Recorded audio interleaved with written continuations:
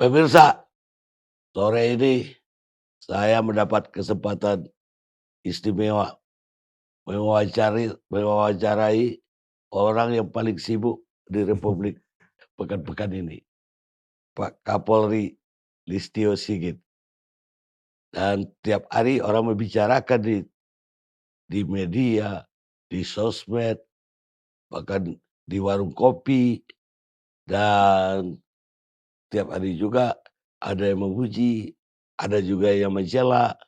Ya namanya hidup sebanyak yang be sayang kita, Siap, sebanyak itu juga yang nggak sayang kita. siap. Maka Pak Kapolri, saya panggil apa ini? Jenderal jenderal atau Ikut Bang Karni aja. Yang oh, enaknya yang mana? baik jenderal. Jadi saya prihatin juga selama ini, kok musibah yang datang ke Polri dan juga tentu saja menyangkut Pak Kapolri sejak menjabat malah, itu silih berganti. Yang terbesar tentulah dengan peristiwa terbunuhnya Brigadir J, dan kemudian disusul lagi dengan terjadinya peristiwa di Malang di stadion sepak bola yang menewaskan 135 orang. Tapi juga saya pikir udah selesai, ada lagi Kapolda kampung saya lagi, Sumatera Barat. Tiba-tiba ditangkap gara-gara dia menjual lagi barang bukti narkoba sabu sebanyak 5 kilogram, dan dia minta 10 kilogram. Saya juga prihatin karena Kapolresnya itu kalau saya ke Bukit Tinggi langsung nemuin saya di Polres, dan dia baru kepingin naik pangkat karena Kapolresnya jadi Polresta. Ya, Jadi walaupun dia dipindah sebelumnya, iya. tiba-tiba terjadi musibah ini. Dan juga di peristiwa Sambo, saya juga prihatin Pak, karena banyak perwira-perwira muda yang terkena, dan saya tahu mereka itu orang-orang yang kerja cukup keras dan punya masa depan yang menurut saya cemerlang, tiba-tiba pada terlibat karena obstruction of Of justice. justice. Dan itu semuanya itu yang saya sedih lagi apa, itu banyak di antara mereka yang panggil saya itu ayahanda, Pak. Siap, siap. Jadi aduh gimana ini, dan itu di luar apa ya yang kita pikirkan. Awalnya memang orang melihat apa tuh, kok lamban untuk Sambo, berhari-hari belum juga bisa dipastikan siapa tersangka segala macam.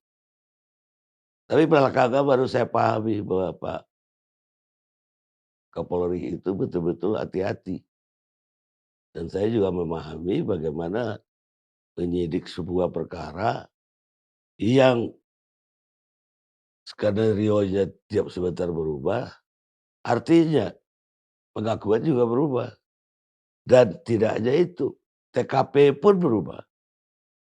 Jadi kalau jenderal waktu itu ikut pengakuan yang pertama, itu terjerumus saja itu. Ya. Tapi ini belum berhenti, jenderal. Menurut jenderal, apa yang salah dari Polri kita dan apa yang harus dilakukan ke depan? Baik. Terima kasih Bang Karni. Jadi, mohon maaf sebelumnya baru sempet ini waktunya bisa ngobrol dengan Bang Karni, dan ini merupakan kesempatan yang baik juga buat kami untuk bisa menjelaskan terkait dengan, peristiwa-peristiwa yang terjadi dan tentunya apa yang harus kita lakukan ke depan. Sebenarnya di awal pada saat kami memaparkan program reformasi menuju Polri yang presisi di 4 transformasi yang waktu itu kami sampaikan, Di situ tentunya, kami mulai dengan pengalaman pada saat kami bertemu dengan masyarakat dan kemudian menanyakan terkait apa yang menjadi keluhan-keluhan masyarakat dan rata-rata memang, eee, terkait dengan aspek pelayanan, terkait dengan masalah budaya-budaya negatiflah begitu, yang harus kami perbaiki dan tentunya bagaimana kemudian membuka sumbatan komunikasi yang selama ini mungkin, eee, ruang-ruang itu tidak dibuka kepada masyarakat dan itu yang saat itu kita lakukan sehingga kemudian harapan kita saat itu adalah bagaimana mewujudkan Polri yang, bisa melaksanakan tugas pokok kita di bidang perlindungan, pengayoman, dan pelayanan kepolisian dan juga penegakan hukum yang tegas namun tetap humanis itu, arah kita pada saat itu. Namun di dalam perjalanannya memang kemudian, eee tentunya banyak masukan-masukan, ada yang mengkritik, ada juga yang mengoreksi, ada yang mengapresiasi dan karena dari awal saya membuka ruang dan saya minta kepada seluruh anggota untuk ini saatnya kita untuk mendengar apa yang menjadi keluhan publik karena tidak mungkin kita bisa melihat diri kita sendiri dengan persepsi kita sehingga mau tidak mau kita harus melihat semua itu dari masukan publik untuk kemudian kita perbaiki. Proses itu pada saat itu sedang kita lakukan, artinya, itu juga yang kemudian kami upayakan untuk terus memperbaiki, terkait dengan kekurangan yang tentunya, eee, disampaikan oleh publik kepada kami. Di tengah itu muncul peristiwa FS dan itu tentunya menjadi pukulan berat buat kami karena memang ini juga yang kami lihat kemudian berdampak terhadap turunnya tingkat kepercayaan publik yang waktu itu selama hampir 1,5 tahun, perlahan-lahan terjadi peningkatan dan kemudian tiba-tiba turun. Tentunya di dalam hal menangani kasus FS pada saat itu, kami memang harus sangat hati-hati karena memang banyak masukan yang kemudian masukan-masukan ini harus kami telah. Ada, eee, karena waktu itu arahan saya adalah, eee, lakukan, proses secara tegas, tidak ada yang ditutup-tutupi, terbuka karena ini sudah menjadi perhatian publik, saat itu kan begitu. Sehingga kemudian tentunya seluruh masukan-masukan yang kami terima baik dari teman-teman ataupun, anggota-anggota dari Polda, dari masyarakat dan dari Mabes sendiri menjadi bagian yang tentunya harus kami serap dan tentunya terkait dengan penanganan kasus kan tentunya ada aturannya, di mana kita harus mengedepankan alat bukti, mengedepankan scientific crime investigasi karena ini menjadi, pertanggungjawaban pada saat proses sidang. Sehingga tentunya mungkin ada kesan saat itu, kok lambat karena memang, masukan-masukan yang kita terima memang berubah-berubah dan berbeda-beda sampai di satu titik kemudian kita mendapatkan 2 alat bukti yang kita anggap cukup dan saat itu, kami segera mengambil langkah-langkah mulai dari, di saat awal menonaktifkan Sambo dan kemudian kita melihat bahwa ada upaya untuk mengaburkan atau menutupi proses penyidikan sehingga kemudian kita, copot dan kita nonaktifkan pada saat itu kurang lebih hampir 35 orang dan saat ini alhamdulillah, semuanya menjadi terang, proses bisa berjalan, ada 2 kasus yang kita proses untuk pidananya yaitu terkait dengan 340, terkait dengan rangkaian dari pembunuhan berencana yang melibatkan FS dan, beberapa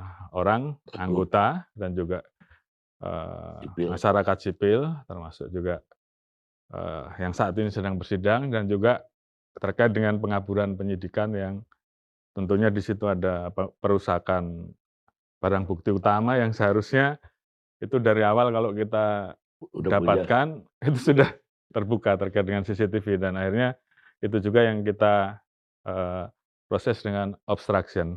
Kemudian terkait dengan yang lain-lain yang terlibat, tentunya ada yang, karena pengaruh relasi kuasa, kemudian karena dia meyakini bahwa yang dia lakukan, eee, sesuai dengan skenario awal seperti itu, ya tentunya ini, eee, kita pilah-pilah dan kita proses, dengan etik dan beberapa orang juga sudah kita PTDH. Dan kami pada saat itu membuka ruang untuk supaya publik melihat bahwa tidak ada yang kita tutup-tutup, sehingga kemudian transparansi harus kita tunjukkan mulai dari proses ekshumasi pada saat itu, dan kemudian, bagaimana setiap perkembangan kasusnya juga kita sampaikan ke publik, sehingga publik betul-betul bisa mengikuti bahwa kita serius, karena ini memang menjadi pertaruhan kami, pertaruhan institusi Polri untuk, mengungkap, secara terang benderang dan, saya kira, ini semua publik bisa melihat dan saat ini kasusnya sudah berpindah dari kepolisian, kejaksaan, dan sekarang Pengadilan. disidangkan. Dan saya lihat juga, teman-teman di pengadilan juga kemudian juga berusaha untuk, menyajikan persidangan supaya bisa diikuti oleh publik. Ini semua bagian dari upaya kami untuk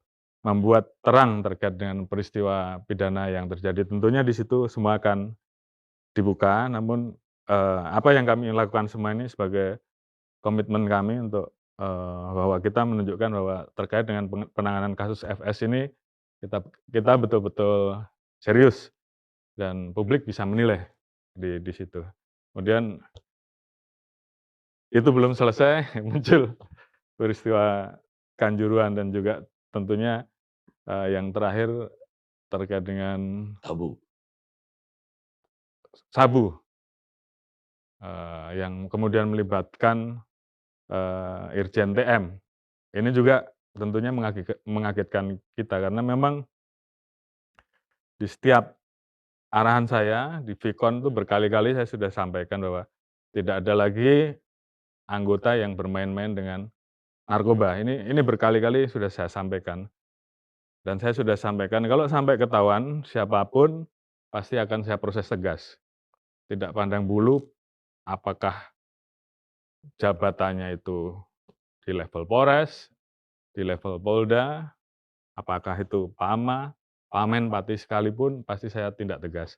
Saya sudah sampaikan dan ternyata di proses ini saat awal kita mendapati bahwa ada laporan terkait dengan pengungkapan sabu yang dilakukan oleh Polres Jakarta Pusat pada saat kemarin itu, awalnya hanya melibatkan 3 orang sipil, namun setelah proses perjalanannya diikuti, ternyata melibatkan 2 anggota saat itu. 2 anggota, anggota Polsek berpangkat Bintara dan kemudian anggota Polsek berpangkat Kompol, jabatannya Kapolsek. Kemudian ditarik lagi ke atas, muncul nama AKBP D yang Bang Karni kenal. Dari situ kita tarik lagi, muncul nama L dan kemudian ada indikasi keterlibatan Irjen TM. Tentunya terkait dengan hal tersebut, saya harus menunjukkan komitmen bahwa pemberantasan narkoba, saya minta untuk tidak ada yang main-main, yang melanggar tentunya kita proses tegas. Tentunya ada 2 hal terkait dengan masalah ini, proses pidana dan proses kode etik. Dan ini semuanya saat ini sedang berjalan. Jadi ini juga message untuk seluruh anggota yang lain, saya minta ini yang terakhir untuk masalah-masalah seperti ini. Namun kalau masih terus dilakukan ya tentunya komitmen saya untuk menindak tegas tanpa pandang bulu terhadap siapapun terpaksa harus saya lakukan. Tapi saya kira Bang Karni, anggota-anggota kita tentunya juga pasti ingin berbuat baik. Dengan adanya pelajaran ini saya minta mereka untuk mengubah kebiasaan-kebiasaan buruk, kebiasaan-kebiasaan yang tentunya itu bisa merusak institusi akibat perbuatan-perbuatan. Bang Karni bisa bayangkan 400.000 lebih anggota kita yang bekerja keras hanya gara-gara 2 kasus ini tambah Kanjuruhan, itu tentunya berdampak yang luar biasa terhadap kepercayaan publik. Jadi, tentunya di satu sisi saya harus lakukan punishment yang keras terhadap perilaku yang tentunya berdampak terhadap institusi, apalagi dilakukan oleh orang-orang yang seharusnya sadar, mengerti bahwa itu tidak boleh dilakukan. Namun di sisi lain saya juga minta kepada anggota untuk melakukan pembenahan, utamanya tinggalkan yang namanya budaya-budaya yang negatif yang selama ini itu menjadi labeling di masyarakat, karena ini saatnya berubah. Tinggalkan zona nyaman. Kalau kita ingin menjadi Polri yang kemudian semakin hari semakin baik, karena ini adalah pertarungan kita bersama, Bang Karni. Dan saya kira seluruh anggota memahami ini dan kita kompak dalam hal ini. Mudah-mudahan mohon doanya. Jadi bukan hanya tegas saya lihat, tapi yang juga dipuji ke masyarakat itu keterbukaannya. Siap. Artinya nggak ada yang ditutupin tadi, baik dalam proses maupun dalam penyidikan, Siap. sehingga rakyat puas melihat itu. Makanya yang terakhir, apa namanya, survei terakhir, hasilnya kepercayaan kepada Kapolri itu tinggi. Siap. Kepercayaan kepada Polrinya malah masih rendah. Nah, ini kalau bisa bagaimana mesti jajarkannya gitu. Pertanyaannya apa ada hubungannya bahwa penyakit ini sudah menaun, sehingga yang terjadi, sialnya itu kan terjadinya berturut-turut zaman Pak Sigit jadi Kapolri pula, yang seburuk ini terjadi gitu loh. Iya.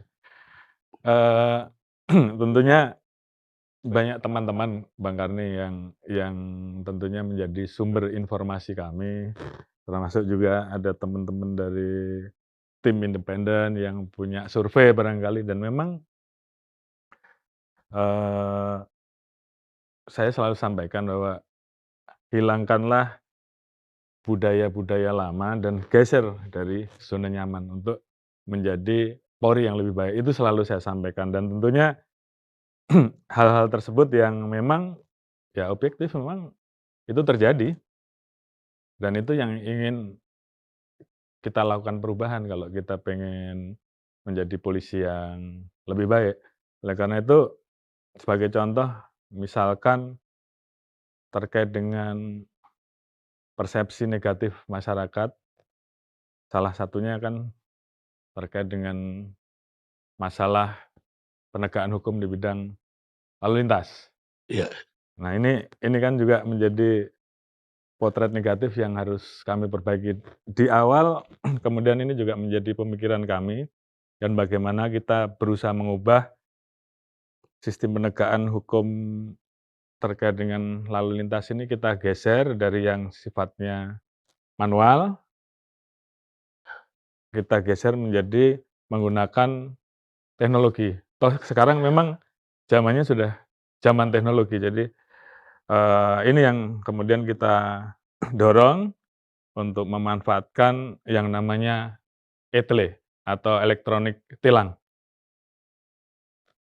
Alhamdulillah dari proses awal sampai dengan sekarang, saat ini kurang lebih 34 Polda sudah bisa menerapkan ETLE, walaupun belum semua kabupaten dan kota, tapi paling tidak perubahan itu ada, dan tentunya ini juga kemudian harus dipahami bahwa ini adalah bagian dari merubah budaya ataupun merubah kultur yang selama ini mungkin sudah berjalan berapa tahun saya nggak tahu, apakah puluhan tahun, tapi paling tidak itu yang dirasakan oleh masyarakat. Karena setiap saya melihat maka di urutan pertama itu pungli. Itu label yang terjadi. Polisi, hal-hal yang tidak disuka, pungli menjadi yang paling tinggi. Jadi itu yang harus kami ubah, kami perbaiki. Apalagi dengan adanya peristiwa ini tentunya kemarin, kita juga mengambil langkah yang keras, tegas, bahwa terkait Ada momentum lah. ya, ada momentum untuk ya kita harus melakukan revolusi lah, Pak. Karena memang, itu yang harus kita lakukan untuk segera bisa mengembalikan kepercayaan publik. Dan tadi pagi Bang Karni saya cek langsung ke pembuatan SIM di Sip, Dan Mogot, saya tanyakan bagaimana proses pembuatannya, tarifnya dipasang atau tidak, terus kemudian saya tanyakan ke masyarakat, macam-macam jawabannya, ada yang baru pertama, ada juga yang sudah tes 4 kali, gagal. Akhirnya saya lihat tadi kira-kira apa yang harus dievaluasi dan salah satunya saya minta kepada seluruh anggota terhadap ujian teori rata-rata mudah lah, tapi yang di ujian praktek itu banyak yang gagal. Jadi saya minta kalau mereka gagal, kasih kesempatan mereka untuk latihan di situ. Sehingga pas pada saat kemudian mengikuti ujian berikutnya bisa lolos. Jangan ini kemudian dijadikan, ya jadi arena untuk pungli lagi. sembunyi-sembunyi lagi, nah itu saya nggak mau. Tadi saya sudah sampaikan ke anggota-anggota hal-hal tersebut dievaluasi, perbaiki, pasang tarifnya supaya masyarakat jelas, dan kemudian juga terkait dengan pemanfaatan, teknologi untuk membantu, kualitas pelayanan tanpa harus berinteraksi. Ini yang juga, kami lakukan ke depan. Perpanjangan SIM online saat ini kan sudah bisa dilaksanakan dengan menggunakan aplikasi Sinar, di kita namanya aplikasi Sinar. Jadi masyarakat yang mau memperpanjang cukup, download aplikasi tersebut, kemudian dia mengisi data dan sebagainya, dan kemudian, setelah itu di-approval, maka SIM-nya atau STNK-nya atau SKCK-nya akan dikirim melalui pos ke rumahnya. Jadi hal-hal tersebut, kami bangun untuk menjadi suatu sistem, karena memang budaya harus dilawan dengan sistem. Iya, iya. Jadi itu yang saat ini kami bangun, termasuk ke depan, untuk pembuatan SIM misalkan, bagaimana kita ke depan memperbaiki dari ujian teori dan praktek ini bisa menggunakan, Teknologi. teknologi, ya. Jadi nanti di semua tempat, mungkin di gerai-gerai yang kita siapkan, di mall, di tempat-tempat, keramaian, itu semua bisa. Masyarakat cukup melaksanakan tesnya di situ, dan kemudian tinggal, eee, melaksanakan di situ nanti ada sistemnya, begitu dia lulus bayar ke bank, SIM-nya sudah bisa didapat.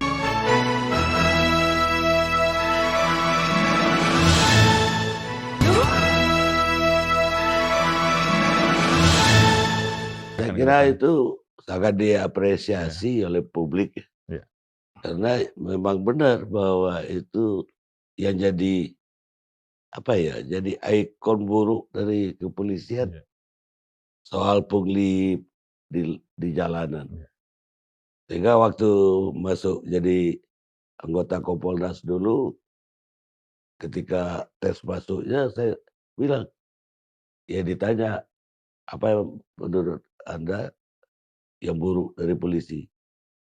Saya bilang, "Bukan buruk dari polisi, orang lain tuh, aparat lain bukan nggak menerima pungli, iya, mungkin lebih gede. iya, Mau mengajukan izin apa saja di republik ini, orang bayar, iya, terpaksa bayar, iya, kalau enggak dipersulit.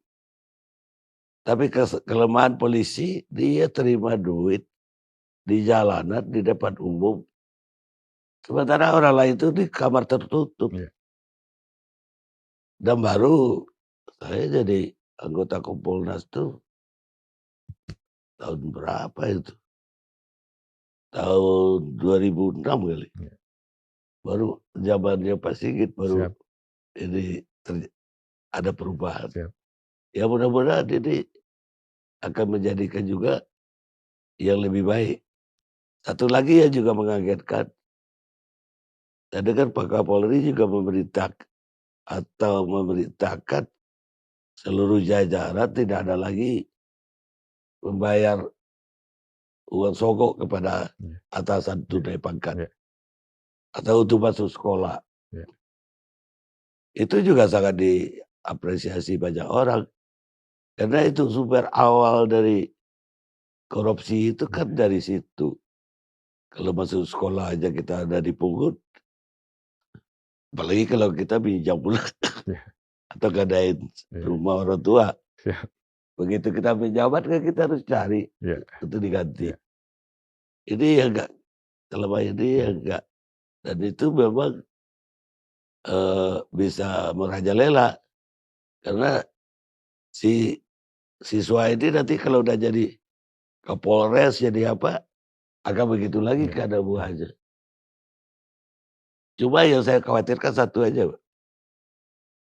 Saya membayangkan Polantas itu udah tiap hari, maka kayak berburu di bekolan-bekolan untuk nangkapin mobil yang ganjil genap aja itu korban tuh.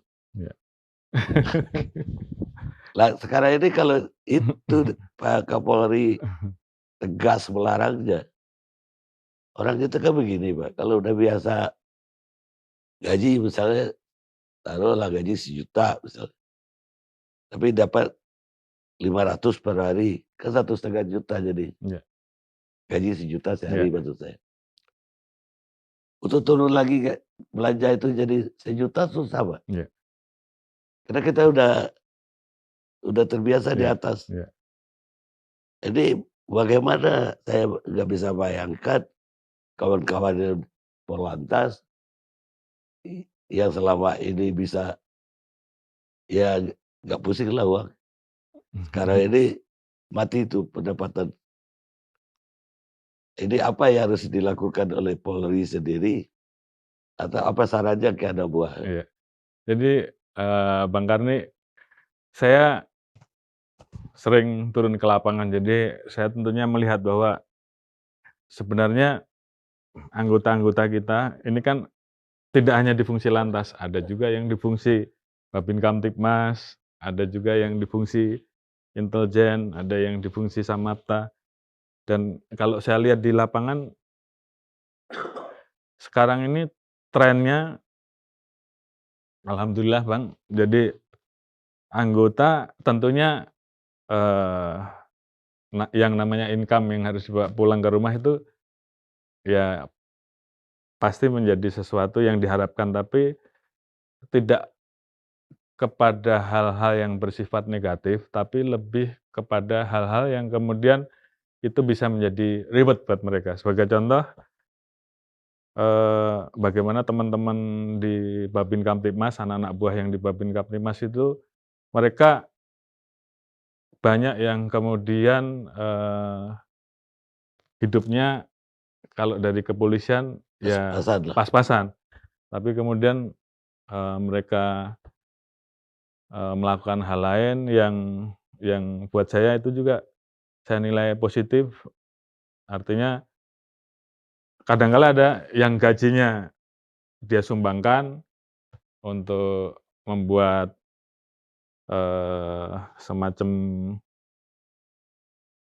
tempat pembelajaran, tempat, pendidikan untuk anak-anak yang kurang mampu, sementara dia kumpulkan sampah bekas yang kemudian dikelola menjadi sumber pemasukan. Buat saya itu hal-hal yang Halal. menurut saya, eee, sesuatu yang baik ya, karena itu juga bukan pelanggaran. Terus kemudian untuk anggota lalu lintas sendiri tentunya ke depan, kita juga akan mencoba untuk kemudian mengalihkan ya tentunya dengan, kegiatan-kegiatan yang dilakukan di lapangan, eee penegakan hukum yang digeser, terus kemudian kegiatan-kegiatan dia yang mungkin lebih banyak edukasi dan turun di lapangan pada saat macet dan sebagainya, itu ke depan, eee,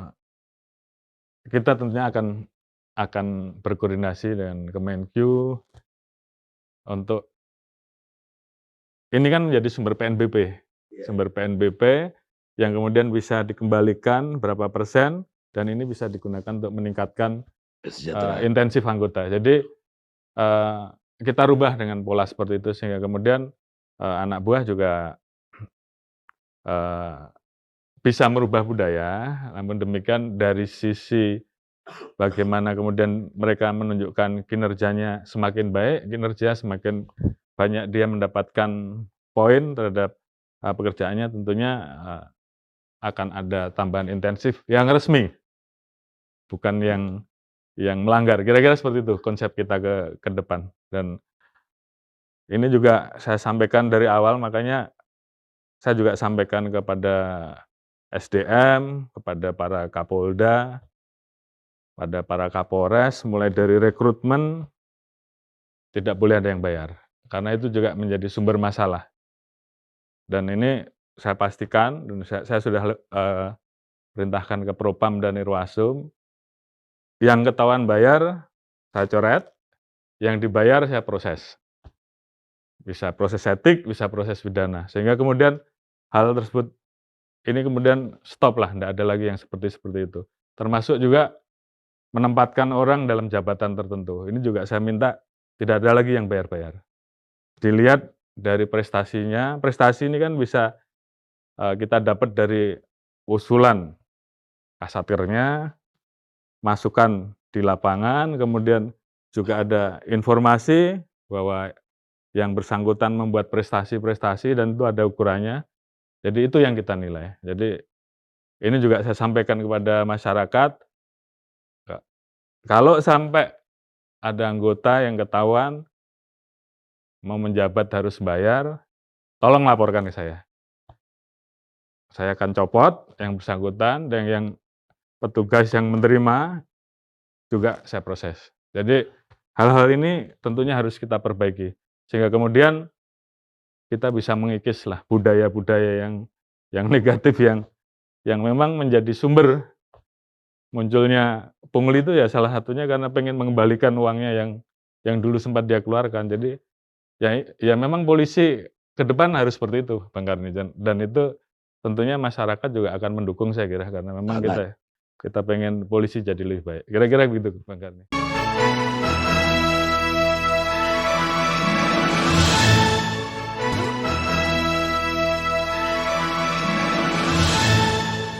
Kalau untuk reskrim, apa pengarahan dari, Pak Kapolri? Ya, saya kira, reskrim ini juga kan menjadi bagian yang disorot ya, terutama muncul cerita bahwa untuk penanganan kasus harus transaksional. Ini juga saya minta untuk dihilangkan karena berikan pelayanan yang baik, saya selalu sampaikan. Kalau kemudian Anda dari pelayanan-pelayanan yang baik tersebut kemudian Anda mendapatkan apresiasi, saya juga tidak melarang. Tapi pada saat kemudian Anda transaksional, saya proses dan ini beberapa orang sudah kita proses dan, kita copot terkait dengan masalah itu. Jadi budaya-budaya seperti ini memang harus dirubah Bang Karni. Tapi yang penting adalah bagaimana tugas pokok seorang reserse, manakala ada seorang mengadu, proses dengan baik. Ini juga saya banyak sekali mendapatkan laporan, termasuk beberapa orang kemarin ketemu langsung dengan saya Bang Karni, ada yang dari Kalimantan, ada yang dari Sulawesi, untuk mengadu bahwa proses pidananya yang dilaporkan tidak dilayani dengan baik dan biasanya itu langsung saya tegur Kapoldanya atau Kapolresnya. Kalau seandainya memang kasusnya memang tidak bisa diproses karena aturan terkait dengan masalah alat bukti kurang, ya tolong dijelaskan, jangan malah dihindari. Karena memang hal-hal tersebut harus disampaikan, tapi kalau kemudian memang alat buktinya cukup, yang bisa dipermudah kenapa dipersulit? Kan gitu kira-kira. Jadi hal-hal tersebut memang harus dibuka ruangnya untuk kemudian bisa berkomunikasi dan saya minta untuk presisi, propam presisi, layanan pengaduan ini harus dikenal oleh masyarakat sehingga pada saat masyarakat tidak puas atau mungkin ada pertanyaan-pertanyaan bisa dijawab. Seharusnya ini menjadi kewajiban dari para kasatker, dari komandan-komandan penyidiknya untuk memberikan nomor telepon tersebut sehingga pada saat masyarakat kemudian harus menjawab karena atau masih tidak puas karena proses yang ada, bisa dijawab. Saya kira kalau memang itu bisa dijelaskan secara baik, masyarakat juga bisa paham. Tapi masyarakat juga pasti akan bertanya-tanya kalau alat bukti saya cukup, kenapa kok prosesnya nggak dijalankan? Hal seperti ini kan tentunya, membuat, stigma Ya stigmanya kayak negatif juga. gara-gara Ya, belum store untuk kurang lebih begitu. kalau saya mau usul Bapak Kapolri di bagian narkoba, eee, khususnya pasal untuk pemakai Ya, bukan pengedar ya, ya, kalau pengedar sih tembak aja lah, tapi kalau pemakai ya, ini kalau bisa itu pasal itu kan, ambivalen ya, bisa orang direhab, ya, bisa diteruskan ke kejaksaan. ya, Kalau saya nih, bagaimana kalau itu saya kepada pembuat undang-undang juga selalu ngomong gitu termasuk Bapak Mahfud. Pak Mahfud janji segera akan mengubah itu. Sehingga hanya satu pilihannya, rehab kalau jelas-jelas pemakai ya kalau misalnya jumlahnya memang normal untuk ya, si pemakai. ya, Sehingga tidak menjadi, tawar-menawar akhirnya, mau direhab atau mau terus benar, ini usul. ya. Ya, saya kira ini memang menjadi satu masalah di lapangan yang memang harus kita pecahkan karena memang kalau kita proses pidana semua, baik pengguna, pemakai, disamakan dengan pengedar pasti juga penjara penuh, Pak, ya. Udah, Apalagi sekarang katanya 75% karena, pengguna narkoba, narkoba dan, pengguna lagi. pemakai, pengedar. Jadi, eee, terkait dengan pembatasan, misalkan 1 gram dia bisa direhab, itu, tentunya menjadi salah satu solusi, tapi yang paling penting mungkin bagaimana kemudian seandainya proses rehab itu dilaksanakan, proses rehabnya harus betul-betul, eee, dilaksanakan secara sungguh-sungguh. Sehingga setelah dia direhab, begitu keluar dari rehab tersebut, maka bisa dipastikan bahwa dia tidak menjadi pengguna lagi. Karena juga ada kecenderungan bahwa rehabnya tidak Salah-salah, sungguh-sungguh. Kalau asal-asalan. bahasa kita pro memori lah gitu.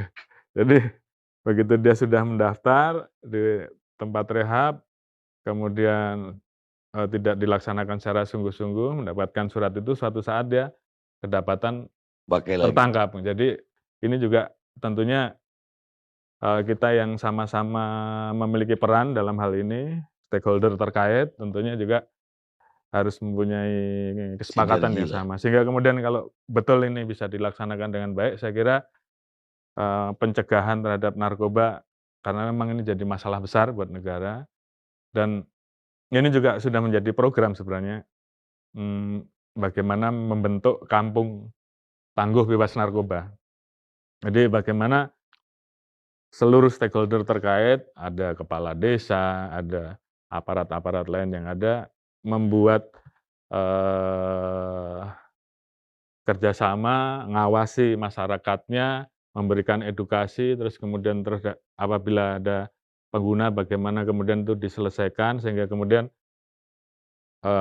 kampung tersebut pelan-pelan penggunanya berkurang, terus kemudian apabila ada, narkoba yang akan masuk memiliki daya cegah, ini yang sedang, kita ciptakan sehingga mulai dari hulu sampai dengan hilir tentunya harus digarap. Karena memang ini menjadi satu rangkaian, apalagi, kita melihat dari pengungkapan-pengungkapan yang kita lakukan, kita melihat bahwa ini kan seperti teori gunung es, walaupun di beberapa tempat kita sudah mengungkap dalam jumlah besar, tapi, tentunya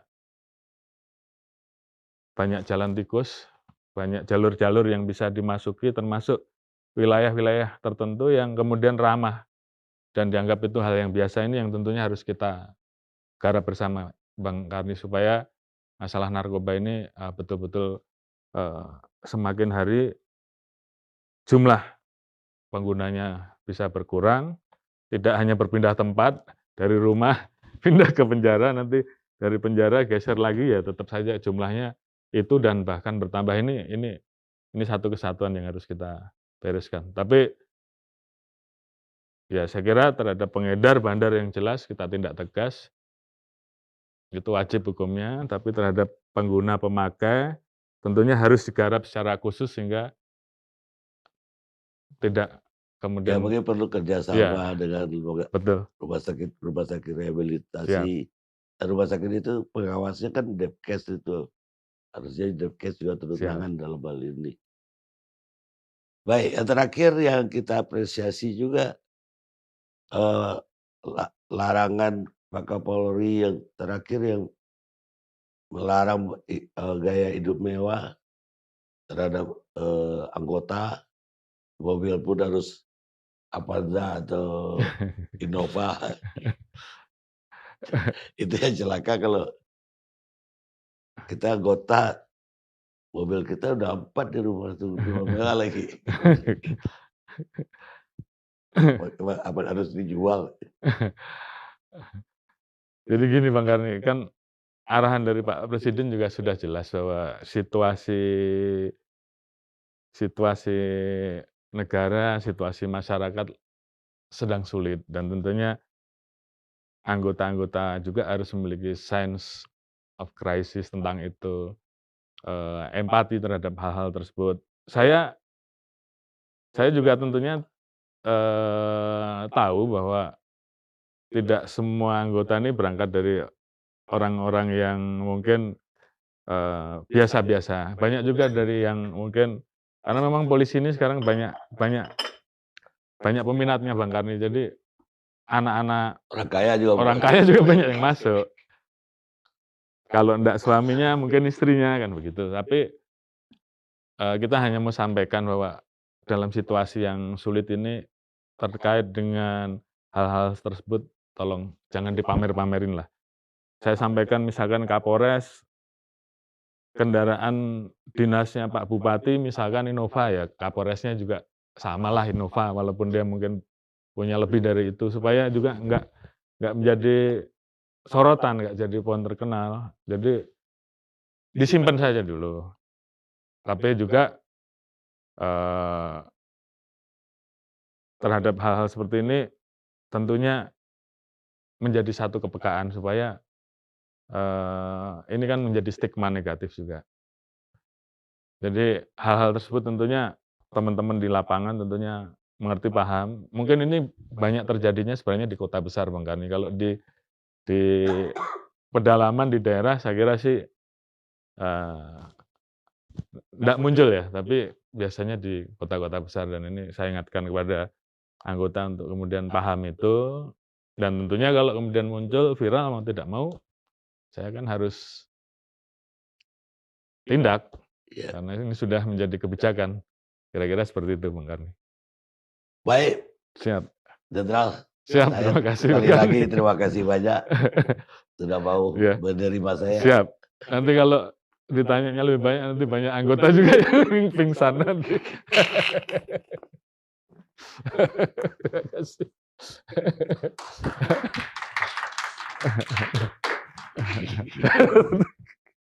Terima Itu aja kasih. udah gini tuh.